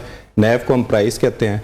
किसी का 10 भी है, किसी का 50 भी। अगर 10 है तो आप एक यूनिट भी परचेज कर सकते हैं। इट्स नॉट नेसेसरी कि आपके पास लाखों करोड़ों नहीं होना चाहिए स्टार्ट करने के लिए। लेकिन अब आप क्या समझते हैं, जैसे सादिया भी हमारे साथ हैं, बहुत से और ऐसे जो कह रही हैं हजारों लोग मौजूद हैं, ठीक है, तो अब इनका क्या हल हो सकता है? अब जो स्कैम हो गया है, जो पेजेस इस वक्त सोशल मीडिया पर चल रहे हैं, इसका मतलब उन पर तो कोई मॉनिटरिंग नहीं है, उस हवाले से कोई पॉलिसी है ही नहीं है, गवर्नमेंट की नहीं है, तो अब इनके पास क्या हल है स्कैम से? ये किस तरह से बाहर आ सकते हैं? देखिए, स्कैम तो हो गया ना, वो तो अब एक पूरी ऑफिशियल कैंपेन या जो भी ये लोग कर रहे हैं उसके ऊपर है। लेकिन हमें समझना ये चाहिए, जिस तरह बहन भी कह रही है इनके हस्बैंड नहीं है और इनके पास कोई सेविंग है, तो इनको सेविंग पे कहाँ इन्वेस्ट करना चाहिए जहाँ पे इनको मंथली बेसिस पे कुछ रिटर्न मिले। पहली बात तो ये कि कोई बंदा अगर ये कहे कि 1 लाख पे मैं आपको 7% माहाना दूंगा और उस पर रिस्क ही कोई नहीं है लॉस का, तो सबसे बड़ा रेड अलर्ट यही है कि जिस बिजनेस पे रिस्क ही नहीं है वो बिजनेस कैसे है। ठीक है। दूसरी बात यह कि एक आम शहरी ना नुकसान से डरता है। जब उसको ये पता चले ना वो इस पे नुकसान भी हो सकता है तो वो भागेगा। लेकिन उसको ये भी समझ आनी चाहिए, जो बंदा इस चीज की गारंटी दे रहा है कि इस पे नुकसान ही नहीं हो सकता, तो वो सबसे बड़ा रेड अलर्ट है। अब इन लोगों का ये जो स्कीम्स है ना, उसमें क्या होता है कि एक बंदा लाख रुपए इन्वेस्ट करता है, उसको 2 महीने 7,000 मिलते हैं। वो कैंपेन उनके बिहाफ पे करता है अपने सोसाइटी के अंदर, उनके मोहल्ले में जाएगा कि मुझे उन्होंने 7,000 दी। और मजे की बात ये कि जो 7,000 का उनको प्रॉफिट मिल रहा होता है वो भी कैश आउट नहीं करते, वो कहते हैं ये तो ऐड हो रहा है तो चलो मैं लाख रुपए और डालता हूँ। तो ये जब वर्ड ऑफ माउथ स्ट्रांगली आपका पेनिट्रेट करता है और ऑल ऑफ ए सडन आपको मतलब मिलता है कि ये 10 बंदे नहीं, अब 100 हो गए इन्वेस्टर, फिर 500 हो गए। और अब ये देखें कि जिस तरह आपने कहा जी कि इन्होंने एलपीजी गैस में, अब आपको पता है आप एलपीजी या कमोडिटीज में डायरेक्टली खुद इन्वेस्ट कर सकते हैं पाकिस्तान मर्चेंटाइल स्टॉक एक्सचेंज के थ्रू। ठीक है। अब ये पाकिस्तान मर्चेंटाइल स्टॉक एक्सचेंज में इवन ये भी कर सकते हैं कि आप गोल्ड की छोटी सी क्वांटिटी 1000 रुपए की बाय कर लें, लेकिन प्रॉब्लम ये है पाकिस्तान में कि शऊर ही नहीं है। ठीक है। एक हम कहते हैं ना इग्नोरेंस डेट, इग्नोरेंस डेट ये होता है कि हमें पता ही नहीं है कि हमने पैसे को कहाँ पे लगाना है। ठीक है। इन्होंने 7-8 लाख रुपए इग्नोरेंस डेट के पे की और ये पूरी लाइफ की सेविंग हो सकती है। ठीक है। और मेरे ख्याल में ये जो पूरा हमारा मुआशरा है जिस तरीके से सोचता है ना, सबसे इंपॉर्टेंट ये है कि हमें प्लानिंग बहुत अर्ली करनी चाहिए, बहुत छोटा इन्वेस्ट करना चाहिए और लॉन्ग टर्म के लिए इन्वेस्ट करना चाहिए और ऐसे एनवायरनमेंट में करना चाहिए जो रेगुलेटेड हो। मतलब रेगुलेशन में ये कि स्टॉक मार्केट में अगर जो भी कंपनीज लिस्टेड हैं उनके लिए ये लागू होता है कि हर 3 महीने बाद उन्होंने बताना है कि उन्होंने बिजनेस क्या किया। ठीक है। लाइक साहब यहाँ पे ना मैं खुद और बहुत से हमारे दोस्त सहाफ़ी जो हैं एक बड़ी ही मुश्किल टाइम से गुजरे हैं। ये बात है 2019-20 की मैं बात कर रही हूँ। हम जैसे लोग भी कुछ इस किस्म की चीज़ों का शिकार हो गए और सादे साहब तो बिल्कुल ही हम कहते हैं ना सादा लो अफराद में से हैं। अब ये लोग किसके पास जाएं? अदालत का दरवाजा खटखटाएं आया के, या फिर SEC के पास जाएं, NAB के पास जाएं, FIA के पास जाएं, FBR के पास जाएं, किसके पास जाएं? क्योंकि हमने तो ये भी देखे कि अदालत में केस डालने के बाद, शवाहिद होने के बाद मुजरिमान जो हैं वो हलवा पूरी के नाश्ते भी कर रहे हैं, उनको पूरा प्रोटोकॉल भी दिया जा रहा है। तो ये फिर कैसे लोगों के इनके, हमें तो आज तक नहीं मिले, इन्हें कैसे मिलेंगे? बहुत मुश्किल है पाकिस्तान में। ऑब्वियसली आई होप कि नैब इस पे कार्रवाई करेगा, SECP इसको बड़े क्लोजली देखता है। SECP रेगुलेशन सर्कुलेशन जारी करता है कि ये कंपनी जो 15% का प्रॉफिट करी है कंपनी ठीक नहीं है। अनफॉर्चुनेटली शायद वो सारे अवाम तक रीच आउट नहीं कर पाता। Unfortunately the word of mouth on ground बहुत स्ट्रांग होता है जो कि इन सारी चीज़ों को इग्नोर करता है। और जब हमें नजर आ रहा होता है कि इन्होंने मुझे लाख रुपए पे कहा जी 7,000 मिलेंगे, 8,000 मिलेंगे, तो वो हमारा कॉन्फिडेंस इतना स्ट्रांग होता है कि हमें इस तरह की ऑफिशियल सर्कुलेशन का पता ही नहीं होता। एक चीज तो चले ये छोड़ दे के हो गया। देखिए समझने की ये जरूरत है कि हालात मुश्किल वाकई हैं, लेकिन आपको पता है कि लो रिस्क म्यूचुअल फंड या लो रिस्क सेविंग अकाउंट पे 21% का सालाना प्रॉफिट है। कोई रिस्क नहीं है। आपका लाख रुपया है तो आपको 21,000 रुपया सालाना मिलेगा। दो के वो 7% ऑन मंथली बेसिस पे नहीं है, लेकिन एक ना हमें रियलिस्टिक रहकर ये रिटर्न सोचना चाहिए कि हमारा पैसा जो डिवैल्यू हो रहा है तो हमें सेव करके इन्वेस्ट कैसे करना है। ठीक है। तो उसके ऊपर साजिद साहब अभी तक किन किन फॉरम्स पर आप लोग गए हैं? पुलिस से अगर आप लोगों का कांटेक्ट हुआ है, पुलिस इस मामले में इन्वॉल्व हो चुकी है, वो आपकी हेल्प कर रही है? सर पहले तो मैं ये बताऊंगी कि अफसोस होता है, वैसे तो मैं आपको बताऊं कि मुझे अपना मुल्क पाकिस्तान बहुत अजीज है, लेकिन मैं जो यहाँ के गवर्नमेंट के इदारे हैं ना सर, उनसे हमारा दिल बहुत ही खट्टा पड़ा हुआ है। बहुत ये बड़ा तकलीफ दे है कि अगर कोई एक बंदा अपने इंसाफ के लिए निकलता है ना तो उसको तो इंसाफ मिलता ही नहीं। लेकिन यहाँ पर तो हजारों की तादाद में भी लोग हों ना और वो चीखते चिल्लाते रहे तो कहेंगे पहले ये हो, फिर ये हो, फिर ये हो, तो फिर ये हो। पहले 420 का पर्चा कटेगा, हम आवाज देते नहीं, हमें वो नहीं चाहिए क्योंकि उसके ऊपर तो जमानतें यूं हो जाती हैं। ठीक है, हम 406। बात ये है कि जिस चीज का मांगा जा रहा है आप आवाम को वो दो, ये पुलिस का काम है। क्योंकि मेरे तो सुनने में यही आता है कि पुलिस आवाम की नौकर होती है। सुना भी यही था, पढ़ा भी यही था, लेकिन कभी ये चीज देखने में नहीं आई। सही। तो कोई आवाज नहीं सुनता है सर कोई। और हमने ये लिबर्टी चौक में ही धरना दिया था, शायद आपको पता, उधर भी हमने एहतजाज किया है। हम पुलिस थाने के अंदर भी गए, तो वो 406 का भी पर्चा काटने के लिए वो 2 से 3 दिन 4 दिन का टाइम मांग रहे हैं। तो इतने लोग थे जिन्होंने एहतजाज में शिरकत की। साथ एक तो मुझे ये भी बताएगा, दूसरा ये भी थोड़ा सा हमें गाइड करें कि कहाँ से आपको मालूम हुआ कि ये इन्वेस्टमेंट करनी है, किसी ने राब्ता किया? बिल्कुल ऐसे ही है, फेसबुक इंस्टा वगैरह पे इनके वो चल रहे थे। अच्छा ठीक है जी, LPG गैस ये जो नीचे इदारे हैं ये वाला, तो जब आप उसके नीचे ना अपने फोन नंबर दिए होते हैं, फिर आप उनके ऊपर कांटेक्ट करते हैं और फिर जैसे आप कॉल करते हैं तो उसके बाद आप एक दफा कॉल करके इन्फॉर्मेशन ले लेते हैं ना, तो उसके बाद फिर उनके फोन आना शुरू हो जाते हैं। यानी कि अगर हमने एक दफा इग्नोर कर दिया, 2 दफा इग्नोर कर दिया, वो फिर आपको कहीं ना कहीं आपका माइंड बनाते हैं कि ये लोग हमारे तक पहुंचे, सही पैसे लगाने हैं नहीं लगाने वो बात की बात है। ठीक है, तो वहीं से फिर ये सिलसिला शुरू हो जाता है। ठीक है, तो लेक साहब आप किस तरह से देख रहे हैं जो डिजिटल मार्केटिंग हो रही है, इस पर कोई कंट्रोल नहीं है, इस पर कोई मॉनिटरिंग नहीं है? पहले भी हमने देखा कि जो लोगों को छोटे कर्जे दिए जा रहे थे और फिर उनसे हमने जो लोन ऐप्स बनाई गई थी, फिर बहुत से ऐसे वाकयात भी हुए, बहुत से लोगों ने खुदकुशियां भी की हैं, मीडिया में भी वाकयात रिपोर्ट हुए, उस पर इसका मतलब अभी भी कोई कार्रवाई नहीं हुई कि एक और बहुत बड़ा स्कैम हो गया? जी अच्छा, अगेन इसकी जो अगर आप इसकी हिस्ट्री में जाएं ना, होता क्या है ना कि जब हम अर्ली एजुकेशन में जब हम ग्रेजुएट होते हैं, निकलते हैं, तो पैसे एकदम मिलते हैं, तो हमारा वे ऑफ लिविंग स्टैंडर्ड जो है ना इतना बेहतर होता है कि हमारी सेविंग ही नहीं होती, ठीक है। और बाय द टाइम फिर हम शादी कर लेते हैं, शादी के बाद बाल बच्चे होते हैं, रिस्पॉन्सिबिलिटी आती है, ऑल ऑफ ए सडन हमें लेट 30s में या अर्ली 40s में समझ आती है जी मेरे बच्चे तो बड़े हो गए, अब मैंने इनकी शादी करनी है, इनकी एजुकेशन करनी है। जहाँ पे एक ज़माने में 10,000 महाना यूनिवर्सिटी की फ़ी होती थी, अब वो 70,000 लाख रुपए तक पहुँच चुकी है। जब ऑल ऑफ ए सडन आप इतना फाइनेंशियल बर्डन पड़ता है ना, तो तब आप फिर शॉर्टकट की तरफ सोचते हैं कि वो कौन सा तरीक़ेकार है जिस पे मैं अभी लाख रुपया डालूँ तो 2-3 साल बाद मुझे ये 1 लाख से 10 मिल जाए, 10 पे फिर मैं बच्ची की शादी भी कराऊंगा, बच्ची की एजुकेशन भी करूंगा, उसकी एजुकेशन करने का ना मुझे फ़ायदा हो जाएगा। हालांकि होना ऑपोजिट चाहिए कि जब आप अर्ली ग्रेजुएट होकर निकल रहे हैं तो आप अपनी सेविंग का सिर्फ 5 से 10%, ठीक है। और अगेन जिस तरह बहन ने बात की ना LPG गैस, अभी जिस तरह हमारे घर में बिल्स और नॉर्दर्न गैस के आते हैं, साउथ के अंदर SSGC के आते हैं, आप पेट्रोल PSO से डलवाते हो, आप खाने में शायद नेशनल फूड यूज़ करते हो, या फिर आप वॉल्स की आइसक्रीम खाते हो, ये सारी वो कंपनीज है जो कि पब्लिक में लिस्टेड है। हम जब बिल पे कर रहे हैं तो हम बेसिकली बिल पे करके ना सिर्फ उस कंपनी को दे रहे हैं, अगर हम इनडायरेक्टली पाकिस्तान स्टॉक एक्सचेंज के थ्रू उस कंपनी का शेयर लेते हैं तो हम उसके पार्टनर बन जाते हैं। इसका मतलब है जो बिल हम पे करें, हमें उसी का भी लास्ट 6 महीने पहले हमें पावर का बड़ा मसला आया कि जो एग्रीमेंट्स हुए हुए थे वो ऐसे हुए थे। आपको पता है कि पिछले मैंने खुद एक आध कंपनी में इन्वेस्ट किया हुआ है, 3 साल में जितनी मेरी इन्वेस्टमेंट थी उन्होंने मुझे पे बैक कर दिए पे आउट की सूरत में। यानी अगर मैंने लाख रुपया लगाया था तो लाख रुपया उन्होंने मुझे वापस कर दिया। अभी के टाइम पे वो लाख रुपए की वैल्यू 1.5 लाख है। सो मेरा रिस्क क्या था? रिस्क जीरो हो गया क्योंकि कैश आउट तो मैं कर चुका हूँ। लेकिन अब ये है बहुत मुश्किल चीज, क्योंकि एक आम बंदे को ये एजुकेशन ही नहीं है कि उसको इन्वेस्ट कहाँ पे करना है, कि ये एक लॉन्ग टर्म प्रोसेस भी है और लॉन्ग टर्म प्रोसेस ही है, इसका कोई शॉर्टकट नहीं है। ये कोई तरीकेकार नहीं है कि लेट 30s में 40s में आपका 1 लाख रुपया 5 बन जाएगा, 5 लाख रुपया 10 हो जाएगा।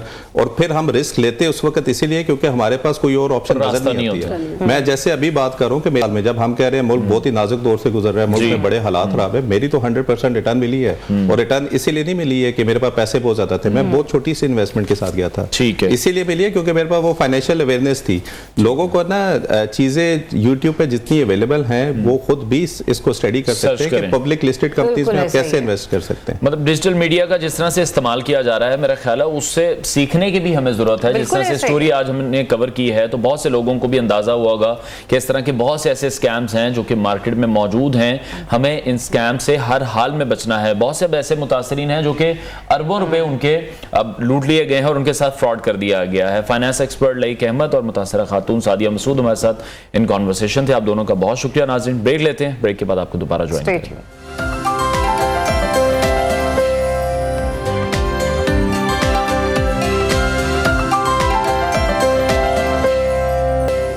जी वेलकम बैक नाज़रीन। अब एक अहम खबर है आपके लिए, वो आपके साथ शेयर कर लेते हैं कि हमास और इसराइल के दरमियान जंग बंदी का जो मुआहदा है वो खत्म हो गया है और इसराइल ने शिमाली गजा पर बमबारी एक बार फिर से शुरू कर दी है। इसराइल ने हमास पर जंग बंदी की खिलाफ वर्जी का इल्जाम भी लगा दिया है, जबकि गजा में जंग बंदी का आगाज 24 नवंबर से हुआ और 3 मरतबा इस जंग बंदी में तोसी की गई। ताहम आज एक बार फिर हम ये देख रहे हैं कि हमास और इसराइल के दरमियान जंग बंदी का मुआहदा खत्म होने के बाद इसराइल ने शिमाली गजा पर फिर से बमबारी शुरू कर दी है और इसराइल ने हमास पर जंगबंदी के खिलाफ वर्जी का इल्जाम भी लगा दिया है, जबकि हमने ये देखा कि 3 मरतबा अब तक इस मुआहदे में तोसी की जा चुकी है। बिल्कुल यही सवाल बार बार उठाया जा रहा था कि जब ये जंगबंदी का वक्त खत्म होगा उसके बाद की सिचुएशन क्या होगी। जो भी ममालिक सालिसी में मौजूद हैं वो इस पर क्या काम कर रहे हैं, क्योंकि अब जंगबंदी का जो वक्त था वो खत्म हो चुका है और अब हम देख रहे हैं कि एक बार फिर से इसराइल की तरफ से गजा पर जो है वो बमबारी का सिलसिला शुरू कर दिया गया है। 24 नवंबर से यह सिलसिला शुरू हुआ था, जिसके बाद 3 बार इसमें तौसी भी की गई थी और अब इत्तलात ये मौसूल हो रही हैं कि इसराइल की जानिब से एक बार फिर से शुमाली गजा पर बमबारी का सिलसिला शुरू कर दिया गया है। इसराइल ने हमास पर जंगबंदी की खिलाफ वर्जी का इल्जाम भी लगाया है। आगे बढ़ते हैं और अब कुछ बात करेंगे क्रिकेट के हवाले से, जहां पाकिस्तान का क्रिकेट स्क्वाड लाहौर से ऑस्ट्रेलिया के लिए रवाना हो गया है और टेस्ट मैचेस के लिए कौमी स्क्वाड लाहौर से ऑस्ट्रेलिया के लिए रवाना हो चुका है, जो कि बरास्ता दुबई से सिडनी पहुंच चुके हैं। इस वक्त इतलात यही मौसूल हो रही हैं पाकिस्तान और ऑस्ट्रेलिया के दरमियान पहला टेस्ट 14 दिसंबर को शुरू होने जा रहा है। कौमी टीम की क़यादत शान मसूद कर रहे हैं। जैसा कि हम सब जानते हैं कि कुछ मेजर चेंजेस किए गए थे वर्ल्ड कप के बाद से, और अब ये एक बड़ा इम्तिहान होगा पूरी पाकिस्तानी टीम के लिए ऑस्ट्रेलियन सरजमीन पर। पाकिस्तान क्रिकेट बोर्ड ने भी पाकिस्तान के जो टेस्ट कप्तान हैं शान मसूद, उनके सेंट्रल कॉन्ट्रैक्ट को अपडेट करते हुए उन्हें डी से बी कैटेगरी में अब उन्हें वो ले आए। बिल्कुल, जबकि दूसरी तरफ हम ये देख रहे हैं कि शादाब खान को बिग बैश लीग की फ्रेंचाइज एडिलेड स्ट्राइकर्स की जानिब से पेशकश मिली थी, जबकि टी10 लीग में बतौर आइकन प्लेयर खेलने की ऑफर भी हुई थी। ताहम उन्होंने डोमेस्टिक क्रिकेट की खातिर करोड़ों रुपए की ऑफर्स को मना किया, ठुकराया। और दूसरी तरफ हमने ये भी देखा कि अहमद शहजाद ने भी टी10 लीग खेलने से इनकार कर दिया, और अहमद शहजाद ने यह कहा कि मैं सबसे पहले पाकिस्तान में डोमेस्टिक क्रिकेट खेलना चाहता हूं और मेरे लिए सबसे पहले पाकिस्तान है, इसी के लिए खेलना चाहता हूं। मैं मुस्तकबिल में भी यही चाहूंगा कि पाकिस्तान को ज्यादा प्रायोरिटी पर रखूं। पाकिस्तान सुपर लीग के 9वें एडिशन के लिए खिलाड़ियों की ड्राफ्टिंग की तारीख सामने आ चुकी है इसी सिलसिले में, और HBL PSL का प्लेयर ड्राफ्ट बुध को 13 दिसंबर को नेशनल क्रिकेट एकेडमी लाहौर में होगा। तो इन तमाम स्पोर्ट्स स्टोरी पर हमें ज्वाइन कर रहे हैं स्पोर्ट्स एनालिस्ट अब्दुल माजिद भट्टी साहब। उन्हें वेलकम करते हैं। बहुत शुक्रिया अब्दुल माजिद साहब अपना वक्त देने के लिए। सर जी फरमाइएगा, सबसे पहले जरा दौरा ऑस्ट्रेलिया के हवाले से बात कर लेते हैं। शान मसूद इस वक्त कप्तानी कर रहे हैं, कैसे देखते हैं आप उनकी कैप्टनसी को? नया तजुर्बा होगा, और एक तजुर्बा जो ऐसा है कि जो हमें बाज़ औक़ात बहुत से टूवर्ड्स पर देखने को मिलता है ऑस्ट्रेलिया की वजह से, तो वैसे लोगों को बड़ी मुश्किल से, बड़ी खुशकिस्मती से मिलते हैं। यहाँ पर बेगमात के जाने का जो सिलसिला है वो हमें खासा नजर है, इस पर सोशल मीडिया पर बहुत क्रिटिसाइज सवाल उठाया जा रहा है इस पर। देखें, सबसे पहले तो आपका बहुत शुक्रिया कि आपने मदू किया। अभी देखें, ऑस्ट्रेलिया ने अभी वर्ल्ड कप जीता भारत में, तो उनकी गर्लफ्रेंड्स और बेगबात भी साथ ही, तो मेरे ख्याल में चूंकि लड़के सारा साल दौरों पे रहते हैं तो अच्छा है कि अगर फैमिलियां साथ है, अनटिल अनलेस कि आपकी अटेंशन खेल से डाइवर्ट ना हो। क्योंकि माजी में हमने ये भी देखा है कि बेगमात के साथ जब बच्चे साथ होते थे तो ये है कि किसी का दूध खत्म हो गया, किसी का कोई इशू है, किसी का कोई इशू है, तो वो ग्राउंड पे आने के बाद अपने फैमिली इश्यूज में फंस जाते हैं। लेकिन ऑस्ट्रेलिया का टूर खुद ही एक बहुत बड़ा मसला है, जिसा अनवर साहब कह रहे हैं कि उलझे रहते हैं क्रिकेट में। हम अच्छा भट्टी साहब, सॉरी टू इंटरप्ट यू, जो सवाल सोशल मीडिया पर हम देख रहे हैं ना, वो मैं चाह रहा हूं अगर आप क्लियर हमें कर दें कि सोशल मीडिया पर लोग ये कह रहे हैं कि ये पाकिस्तानी टीम के खर्चे पर जाते हैं, प्लेयर्स के अपने खर्चे पर जाते हैं, बोर्ड स्पॉन्सर करता है, ये होता क्या है? देखें अनवर साहब, जो SOPs माजी में होती थी, अभी मुझे रिसेंटली पता, मेरा ख्याल इस बार भी ऐसा ही होगा कि प्लेयर का जो अकोमोडेशन है या उनकी जो टिकटिंग वगैरह है वो तो PCB करता है। लेकिन अगर बेगमात या बच्चे जाते हैं तो जो इजाफी खर्चा है, जब उनकी मैच फीस पे की जानी होती है तो उससे पहले वो पैसे मिना कर लिए जाते हैं उनमें से। तो मेरे ख्याल में जाते तो अपने खर्चे पे हैं, और ये दुनिया भर में यही SOPs जो हैं वो चलती हैं। लेकिन जो क्रिकेटिंग सवाल है, देखें ऐसा ना हो कि आप मुझे उलझा रहे हैं, ये मेरी ट्रोलिंग शुरू हो जाए सोशल मीडिया पे। ठीक है, नहीं हम देखते हैं दूसरे जो प्लेयर्स की, दूसरे टीम के जो प्लेयर्स हैं उनकी जो बीवियां होती हैं वो स्टैंड्स में खड़े होकर अपने प्लेयर्स को अप्रिशिएट भी कर रहे होते हैं। चलिए, एक अच्छी बात है। तो अभी दौरा ऑस्ट्रेलिया में आप क्या देख रहे हैं? तेज पिचें हैं, पाकिस्तान के नए कप्तान हैं, उनका इम्तिहान अब शुरू होने वाला है, एक नया एक्सपीरियंस होगा बाकी टीम के लिए भी शान मसूद की कैप्टनसी में खेलने का। देखें, हमें दवा दोनों की जरूरत है, क्योंकि 1995 में आखिरी बार पाकिस्तान ऑस्ट्रेलिया में टेस्ट मैच जीता है। पिछले 28 साल से हम ऑस्ट्रेलिया में कोई टेस्ट मैच नहीं जीते, और 14 टेस्ट मैच हम इन 28 सालों में ऑस्ट्रेलियन सरजमीन पे हारे हैं। अगर मैं गलत नहीं कह रहा तो उनमें 5 टेस्ट मैच इनिंग से हम हारे हैं, तो सारा वन साइडेड रिजल्ट रहा है।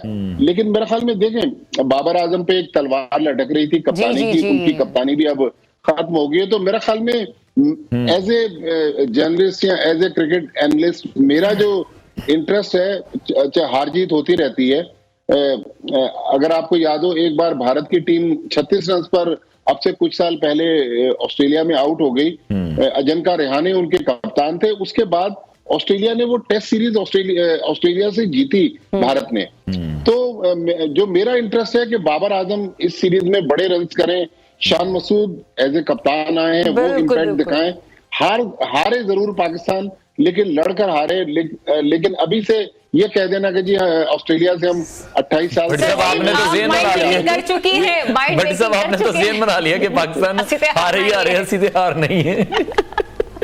नहीं, मैं यही कह रहा हूं कि भाई वो छोड़ दें। अच्छा, रिकॉर्ड्स आप रिकॉर्ड्स की बेसिस पर बात कर रहे हैं, बिल्कुल आप ठीक कह रहे हैं। Correct me if I am wrong, मेरा ख्याल में सिर्फ हम 2 टेस्ट मैचेस ही वहां पर जीते हुए हैं। तो मेरा ख्याल है ड्रॉ भी अगर हम कर देते हैं, हम वर्स्ट सिनेरियो में भी जाएं, तो वो भी हमारे लिए एक किस्म की जीत ही है। देखें, 2 से मेरा ख्याल, मुझे एग्जैक्ट नहीं पता, लेकिन 2 से ज्यादा टेस्ट मैचेस है। मेरा ख्याल 4-5 टेस्ट हम ऑस्ट्रेलिया में जीते हुए। देखें, आप ड्रॉ कह रहे हैं, मैं जो बात कह रहा हूं वो थोड़ी सी तल्ख है। मैं कह रहा हूं कि अगर टेस्ट मैच नहीं 5वें दिन तक अगर टेस्ट मैच ऑस्ट्रेलिया में चला जाएगा, ये हमारी सक्सेस होगी। सही। अच्छा सर जी, हारिस भी नहीं, नसीम भी नहीं, दोनों टीम में आपको क्या लगता है इनके बावजूद टीम बैलेंस से रहेगी, या फिर वाकई हमें एक बार फिर से वर्ल्ड कप की तरह यहाँ पर भी एक प्लेयर्स के ना होने की वजह से बहुत सारे डिसएडवांटेजेस होंगे? देखिए जरियाब, ये कह देना कि जी हारिस नहीं है, नसीम नहीं है, मतलब ये कोई जवाब नहीं है। प्लेयर अनफिट होते रहते हैं। अभी वर्ल्ड कप में भी हमने कहा जी नसीम शाह होते तो हम ये कर देते भाई। नसीम शाह एशिया कप में थे, तब भी हम हार रहे थे। तो मतलब प्लेयर्स आते हैं, प्लेयर्स जाते हैं, लेकिन ये टीम गेम है। मेरे ख्याल में ये कह देना कि एक प्लेयर अनफिट है या 2 प्लेयर अनफिट है। लेकिन हारिस के बारे में जो पीसीबी ने स्टांस लिया है, वो मेरे ख्याल में मैं भी उनके साथ हूं कि अगर आप नेशनल ड्यूटी के लिए अवेलेबल नहीं है, आप सेंट्रल कॉन्ट्रैक्ट में 40-45 लाख रुपए महीने के ले रहे हैं और अपनी मर्जी की क्रिकेट खेल रहे हैं, तो ये काबिल कबूल नहीं है। पाकिस्तान क्रिकेट बोर्ड, मोहम्मद हफीज या वहाब रियाज जो कुछ कर रहे हैं, मैं कहता हूं ऐसे ही होना चाहिए। हमें अपने इदारे को एज ए पीसीबी स्ट्रांग होना चाहिए। प्लेयर्स अगर स्ट्रांग होंगे तो पीसीबी कमजोर हो जाएगा। अच्छा बड़ी साहब, एक सवाल इससे पहले आप टेक्निकल सवाल पर जाएंगे, मैं थोड़े इमोशनल सवाल की तरफ जाना चाह रही हूँ। दिल के कमजोर अफराद को आप ऑस्ट्रेलिया टेस्ट सीरीज देखने का मशवरा देंगे या नहीं? देखिए, मैं जरियाब, मुझे क्रिकेट को कवर करते हुए 3 दहाइयों से ज्यादा हो गए। पहले हम भी ये करते थे, पाकिस्तान हार गया, खाना नहीं खा रहे, घर वालों से लड़ रहे हैं। यकीन करें, इनको कुछ भी नहीं होता। लेकिन क्रिकेट खेलें, देखें, एंजॉय करें, लेकिन इमोशंस को उस पर असरअंदाज। यानी भट्टी साहब ये कह रहे हैं कि भट्टी साहब अब यूज्ड टू हो चुके हैं, बाकी भी हो जाए। नहीं, असल में जो लोग स्टेक होल्डर्स है ना, मैं और आप ही स्टेक होल्डर हैं कि हम बैठ के तबसरा कर रहे हैं। जो लोग ग्राउंड में खेल रहे हैं, उनको जब हार जीत से फर्क नहीं पड़ रहा, तो हमें भी नहीं पड़ रहा। हाँ, हमारा मुल्क खेल रहा है, पाकिस्तान अगर जीतेगा हमें खुशी होगी। लेकिन जब प्लेयर्स, अब आप बात कर रही थी शादाब खान की, जो आपने इंट्रो में बात की, शादाब खान की आप परफॉर्मेंस तो देखें ना। अब ये हमारे मीडिया के दोस्त कहानियां चलाते हैं कि जी उन्होंने ठुकरा दी। अहमद शहजाद की तो पेशकश चले समझ में आती है कि अहमद शहजाद 4-5 साल से टीम से बाहर है, अब वो परफॉर्म कर रहे हैं, उन्होंने वाकई पेशकश को ठुकराया है। लेकिन शादाब खान, अगर मैं सिलेक्टर हूं या मुझसे कोई पूछे, अभी जो न्यूजीलैंड टीम जा रही है जनवरी में, मेरा ख्याल में शादाब खान को इस वर्ल्ड कप और एशिया कप और उससे पहले की परफॉर्मेंस पर पाकिस्तान टीम में नहीं होना चाहिए। ये सारा मीडिया का खेल है। मीडिया जिसको चाहता है उठा देता है, जिसको चाहता है गिरा देता है। ये मीडिया की तरफ से भी सारी कहानियां चलती है ना। ठीक है, बिल्कुल, मतलब वही तरीकेकार है भट्टी साहब के, डोमेस्टिक में जाएं, परफॉर्म करें, फिर टीम में वापस आए। और आप वाली बात पे मैं आना चाहूंगा, जिस तरह से आप ये कह रहे थे कि जो हम प्लेयर पावर फिर एक देखते हैं, जो हमने फिर अपने से ही बना दी गई है कि अगर वर्ल्ड कप में नसीम नहीं थे या फिर ऑस्ट्रेलियन सीरीज में हारिस नहीं होंगे, नसीम नहीं होंगे, तो हम सिर्फ उन्हीं पर इन्हिसार नहीं कर सकते हैं। मेरे पास भी एक इमेज है जिसमें मैं इंडिया का स्क्वाड देख रहा हूं कि जो कल 3 टीमें अनाउंस की गई हैं, मैंने पहली बार उन प्लेयर्स के नाम सुने हैं। इतना बड़ा बैकअप इंडियन टीम के पास मौजूद है कि सिर्फ उनके 3 प्लेयर्स हैं जो कि तीनों फॉर्मेट में खेलते दिखाई दे रहे हैं, बाकी तमाम उनके प्लेयर्स डिफरेंट हैं। अनवर साहब, अभी मैंने और आपने अब से 2 हफ्ते पहले जब इंडिया ऑस्ट्रेलिया से वर्ल्ड कप फाइनल हारा तो बहुत जश्न मनाया कि जी हमारा पड़ोसी मुल्क हार गया। इंडिया ने वर्ल्ड कप की शिकस्त के बावजूद ऑस्ट्रेलिया के खिलाफ T20 टीम में नई टीम उतारी, जिसमें ना विराट कोहली थे, ना रोहित शर्मा थे, ना शुभमन गिल थे, ना बुमराह थे। आप देखें, ऑस्ट्रेलिया पहले दोनों T20 मैच हार गया। तो बेसिकली इंडिया का क्रिकेटिंग सिस्टम इतना स्ट्रांग है कि उनको परवाह नहीं है कि उनका कौन प्लेयर अंदर है कौन बाहर है। वो जो है एक प्लेयर चला जाता है, 3 लड़के उनके पीछे जगह लेने के लिए तैयार है। हमारे यहाँ हम 20-25 लड़कों के गिर्द घूम रहे हैं। हमारा एक लड़का टेस्ट भी खेल रहा है, वनडे भी खेल रहा है, T20 भी खेल रहा है। अभी हमने क्या किया, हमने 3 फॉरेन कोचेस को हटा दिया जो तकरीबन 1.25 से 1.5 करोड़ रुपए महीने के तनख्वाह लेते थे। चले, आपने अगर नौकरी से निकाल दिया तो हमें कोई मसला नहीं, हमारी फॉरेन एक्सचेंज का मसला है। आप रोज सुबह स्टॉक एक्सचेंज की कहानियां बयान कर रहे होते हैं, तो इतना बड़ा ज़र मुबादला हमारा बाहर जा रहा है। हमने उन तीनों को नौकरियों से नहीं निकाला, ओहदों से हटा दिया। उनके बजाय 2 गैर मारूफ लोगों को हमने फिर पाकिस्तान टीम के लिए लगा लिया, पाकिस्तान टीम के साथ लगा लिया। तो मतलब ये बंदरबांट पाकिस्तान क्रिकेट को टाइम देना पड़ेगा। मैं बिल्कुल एक गैर जानिबदार तबसरा कर रहा हूँ। तो सर क्राइटेरिया अगर यही रहा तो फिर हम लोगों ने जो अपने स्टार्स को देखना है, इमर्जिंग क्रिकेटर्स को लेना है, तो क्या हमारे पास सिर्फ PSL जैसी लीग्स ही रह गई हैं जिसका नोवा एडिशन भी आने वाला है और सब ये उम्मीद लगाकर बैठे हैं कि उन्हें अच्छे मुआवजे के साथ जो है वो टीमों में लिया जाए? तो क्या हमारे लिए सिर्फ जो सिलेक्शन का क्राइटेरिया, जो स्क्रूटनी है, वो यही इसी हद तक होकर रहेगी कि PSL में जो नौजवान हमें परफॉर्म करते हुए नजर आएंगे वो आगे चलकर कौमी टीम का हिस्सा बन जाएंगे? अच्छा, इंतहाई अदब के साथ जरिए आप मुझे ये बताएं, इस टीम में कौन सा स्टार है? स्टार तो वो होते हैं जो इम्पैक्ट क्रिएट करें ना, जो पाकिस्तान को जितवा के दें। ये तो स्टार टीवी पे कमर्शियल्स के इश्तिहार हैं, इश्तिहारों में आने वाले स्टार हैं, लेकिन परफॉर्मेंस वाइज तो देखें, जब वसीम अकरम वो स्टार थे जो ग्राउंड में भी जितवाते थे। जाहिर है वो मीडिया का, सोशल मीडिया का दौर नहीं था, या इंजमाम अल हक हुए, यूनुस खान हुए, इवन शोएब मलिक वगैरह भी, ये स्टार तो अभी तक टेलीविजन के कमर्शियल के स्टार हैं। एक आध मैच इन्होंने जितवाए हैं। मेरे ख्याल में जब तक आप मुसलसल पाकिस्तान को जितवाएंगे नहीं, मैं तो इनको स्टार नहीं मानता। ठीक है, बहुत शुक्रिया। सीनियर स्पोर्ट्स एनालिस्ट माजिद भट्टी साहब हमारे साथ इन कॉन्वर्सेशन थे। नाज़रीन, ब्रेक लेते हैं, ब्रेक के बाद आपको दोबारा ज्वाइन करेंगे। देखते रहिए न्यू पाकिस्तान।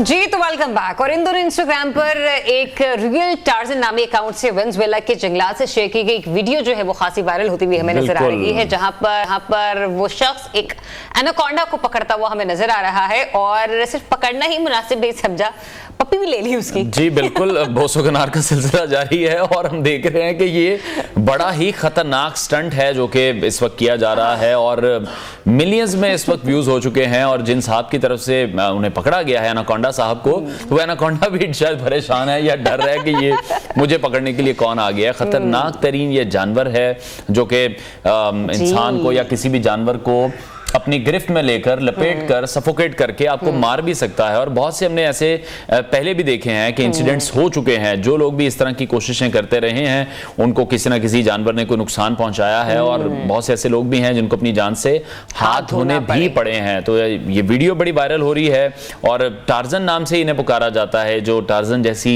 हरकत सुकनात करते हमें। और ये देखिए, ये वो मोमेंट है जहां पर ये इसको किस करते हुए हमें नजर आए हैं। और खैर, बच्चे अगर इस किस्म की वीडियो देख रहे हैं तो प्लीज अगर घर में कुछ किस्म का जानवर या कुछ तो नजर आ जाए आपको, तो आपने ऐसी कोशिश हरगिज नहीं करनी, क्योंकि बच्चे ही होते हैं, उन्हें नहीं पता चलता। उनको लगता है कि शायद अगर ये लोग इस तरह की हरकत कर सकते हैं तो हम क्यों नहीं कर सकते। तो हमने सिर्फ बच्चे ही नहीं है, अक्सर बड़ों को भी इस किस्म की खतरनाक हरकतें करते हुए देखा है। इस तरह के स्टंट्स बिल्कुल भी नहीं करने चाहिए। और मेरा ख्याल है ये जो टार्जन नामी शख्स हैं, ऑब्वियसली इन्होंने पहले प्रैक्टिस की होगी, ये ट्रेंड भी होंगे, प्रोफेशनल भी होंगे, बट स्टिल खतरा तो जानवर से रहता है क्योंकि आखिरकार में जानवर ही होता है। अच्छा, बच्चों को इस तरह की वीडियोस बड़ी पसंद आती हैं।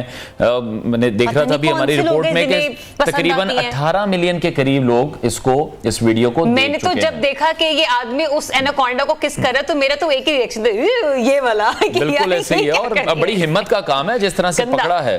तो बड़ा मुश्किल काम है ये, बहुत आसान नहीं है। बड़ा जिगरा आपको चाहिए, बड़ी आपको हिम्मत इसके लिए चाहिए होती है। और इतने गंदे पानी में से आप कैसे जानवर को उठाकर किस कर सकते हैं? This is a big question. But anyways, इस सवाल का जवाब आप भी सोचिए, हम भी सोच कर आएंगे। वीकेंड पर छुट्टी एंजॉय करें बिल्कुल। इंशाल्लाह अगले हफ्ते आपसे मुलाकात करेंगे। अपना बहुत सारा ख्याल रखें। जुम्मा मुबारक। अल्लाह हाफिज।